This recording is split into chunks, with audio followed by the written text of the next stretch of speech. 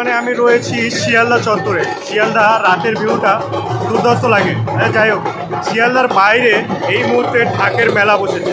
হ্যাঁ, দুর্গা পুজোর সময় প্রতি বছরেই এই ঢাকিদের মেলা এই শিয়ালদা বাইরে পড়ে বসে থাকে এবং জগদ্ধাত্রী পূজার সময়ও এসে থাকে। প্রচুর ঢাকিরা এসছে, তাদের সাথে কথা বলবো কী কী সিস্টেমে তোমরা এখান থেকে তাদেরকে নিয়ে যেতে পারবে, তাদের কত দিতে হবে বা কীভাবে তোমরা এনাদেরকে ভাড়া করতে পারবে সেটাই তোমাদেরকে তাদের সাথে কথা বলে দেখাবো এবং তোমাদের সাথে জানাবো সব কিছু। তোমরা ভিডিওটা দেখতে থাকো। এখানে কিন্তু অসংখ্য ঢাকি রয়েছে, যারা তোমরা পূজার প্রতিটা মণ্ডপে যারা তোমার ঢাকিদের নিয়ে যেতে চাও বা পাড়ার ক্লাবে যারা ঢাকি নিয়ে যেতে চাও, তারা কিন্তু এই শিয়ালদা চত্বর থেকে এসে নিয়ে যেতে পারো। এখন দেখতে পাচ্ছ প্রচুর ঢাকি তারা কিন্তু রয়েছে পুরো শিয়ালদা চত্বরে। শিয়ালদার বাইরে পুরো কিন্তু ঢাকিদের মেলা বসেছে বলতে গেলে চলে। প্রতি বছরেই এই ঢাকিদের মেলা হয়ে থাকে এখানে। চলো তাদের সাথে কথা বলবো, তারা কি বলছে তোমাদের সাথে শেয়ার করবো। দেখতে থাকো ভিডিওটা।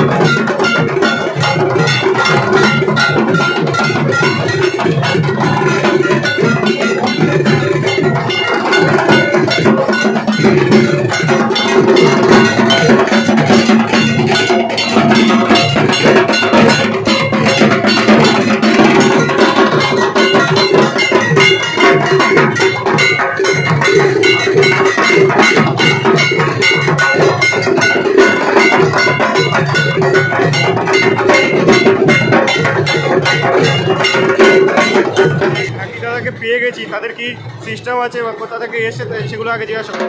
প্রথমে জিজ্ঞাসা করবো কোথা থেকে এসছে, কোথা থেকে এসছো সেটা। আচ্ছা, এনাদের সাথে আমি কথা বলছিলাম, কথা বলে মানে ওই সময় মাইকের সমস্যা ছিল আর ঢাকিদের এতটাই আওয়াজ হচ্ছিল যে কোনো রকম নিজেদের কথা আমরা শুনতে পাচ্ছিলাম না। আমরা একে অপরের সাথে কথোপকথন করছিলাম, সেটা আমরা নিজেরাই শুনতে পাচ্ছিলাম না। এবার আমি কি বলছিলাম দাদাও ঠিক মতন বুঝতে পারছিল না, এতটাই ঢাকের আওয়াজ চলছিল।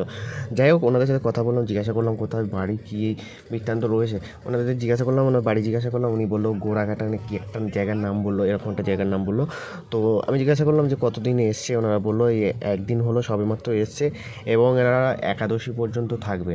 আমি জিজ্ঞাসা করলাম যে কীভাবে ভাড়া করবে বা কী করবে না করবে। ওরা বললো যে আমাদের ভাড়া করতে গেলে আমরা একদিনের ভাড়াতেও যাই, দুদিনের জন্যও যাই এবং যদি 4 দিন পুরো করতে চাই 4 দিন পুরো ভাড়া নিতে পারবে এখান থেকে। ওই 50,000 টাকা মতন পড়বে বললো, সারাদিনই বাজাবে। ওরা 3 জন রয়েছে, 2টো ঢাক রয়েছে, 1টা ঘন্টা রয়েছে, মোটামুটি 3 জনই বাজাবে সারাদিনই 50,000 টাকা।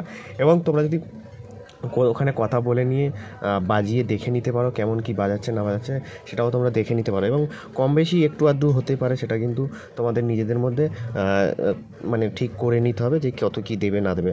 আমি বলবো এনারা বছরে এই কটা দিনের জন্যই আসে, এই কটা দিনের ইনকামের উপরেই কিন্তু এনাদের পুরো বছরটা সংসার চলে। তারপরে কিন্তু এনাদের আদার্স কোনো ইনকাম নেই, এনারা গ্রামে চাষবাস করে খায় আর এই যে পুজোর সময় আসে এই ইনকামেই কিন্তু এনাদের সারা বছর চলে। আমরা পুজোর সময় অনেক টাকা অনেক জায়গায় খরচা করি, এই জায়গাগুলো দেওয়াটা কিন্তু আমার মনে হয় না খুব একটা খারাপ জিনিস হবে, যেহেতু এনারা কিন্তু এর উপরেই ভরসা করে থাকেন। তো চলো দেখা যাক, অন্য কারোর সাথে জিজ্ঞাসা করি কী বলছে না বলছে তারা।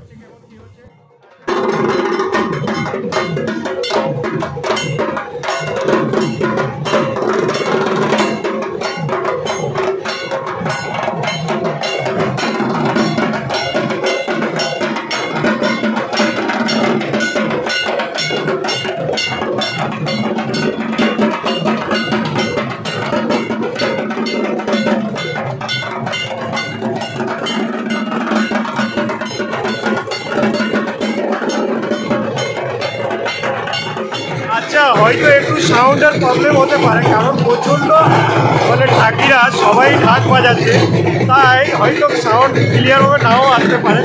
যদি সমস্যা হয় একটু ম্যানেজ করে নিও, ঠিক আছে।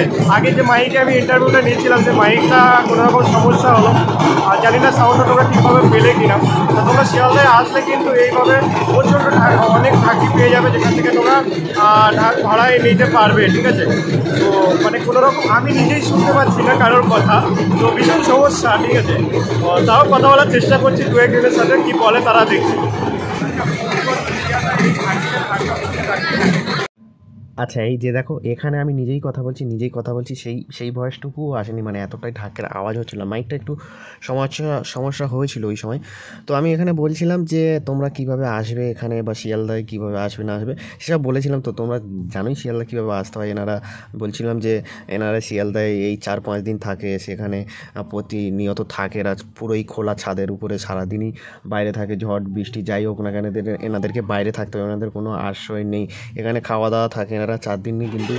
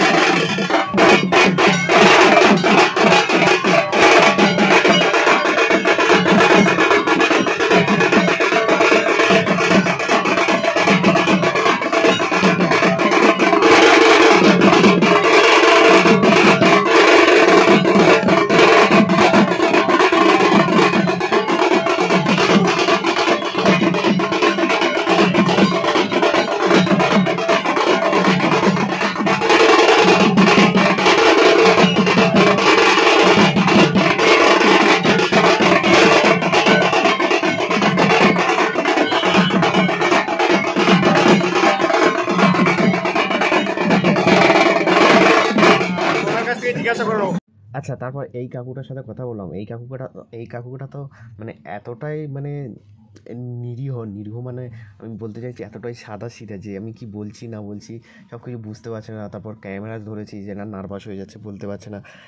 দাদা জিজ্ঞাসা করলাম কোথা থেকে এসছে, দাদা মুর্শিদাবাদ থেকে এসছে। ইনি কিন্তু একাই রয়েছে, একটা ঢাকি রয়েছে, এনার কিন্তু বাজেটটা একটু কম রয়েছে। উনি বললো 10,000 টাকা দিলে উনি চলে যাবে, এবং 4 দিন হলে 20,000 টাকা এরকম বাজেট বলে। এবং তোমরা ঘুরে দেখতে পারো, এরকম কিন্তু প্রচুর ঢাকি রয়েছে, তাদের গ্রুপ ঢাকি রয়েছে, যারা সিঙ্গেল রয়েছে, যারা একা রয়েছে, তারা কিন্তু এখানে থেকে থাকে। দেখো আমি ওখানে জিজ্ঞাসা করছি যে কত বাজেট কী আছে, উনি বলছে আমি 4 দিন এসেছি, এখানে কোনো ভাড়া দিতে হয় না। মানে উনি বুঝতেই পারছিল না যে আমি কী বলতে চাইছি না চাইছি। সে যাই হোক, অনেকটা সাদাসিধে মানুষ, গ্রামের মানুষ অতটা বোঝে না ক্যামেরার সামনে কথা বলতে হয় কীভাবে, তো সেই জন্য একটু কনফিউজ হয়ে যাচ্ছিলো। তো যাই হোক, ইনি একা রয়েছে, তোমরা চাইলে কিন্তু একাও ভাড়া করতে পারো, গ্রুপ রয়েছে গ্রুপ ভাড়া করতে পারো, 2 জন রয়েছে 2 জন ভাড়া করতে পারো, 3 জন রয়েছে, যার যেমন দরকার সে তেমন কিন্তু করতে পারো। আর তোমরা কিন্তু এখানে বাজিয়ে দেখে নিতে পারো কে কেমন বাজাচ্ছে না বাজছে, তোমরা বললেই কিন্তু তারা বাজিয়ে দেখিয়ে দেবে যে কেমন বাজাচ্ছে না বাজছে। কটা ঢাক আছে? একটা? আচ্ছা, দাদা একাই বাজাবে, দাদা একাই রয়েছে। একা তাদের একা লাগে, তাদের কিন্তু একাদের জন্য কিন্তু নিয়ে যেতে পারো।